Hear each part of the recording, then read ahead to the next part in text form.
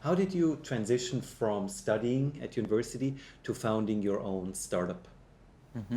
So initially, or when I started my master's, I was quite fascinated about flying robots in general.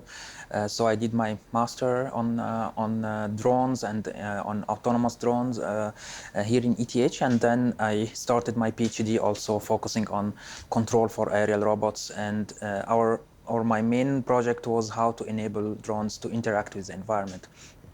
And it was quite a challenge to use classic drones for these tasks. We always had challenges, problems to enable them to be in a reliable interaction with the environment. And there it started basically the project Voliro as a cool concept that had no application. It was just an idea that let's design this kind of innovative drone and see what can come out of it. And from there, we started to tackle the challenges of the control, of the navigation. And that's where Timo started, my co-founder, a master thesis with us. And we tried to design a new concept of more efficient drone that can exert substantial amount of forces.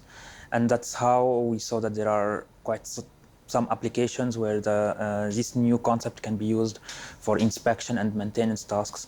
And at some point we had the chance to go for an international startup challenge that we won. We had the first place.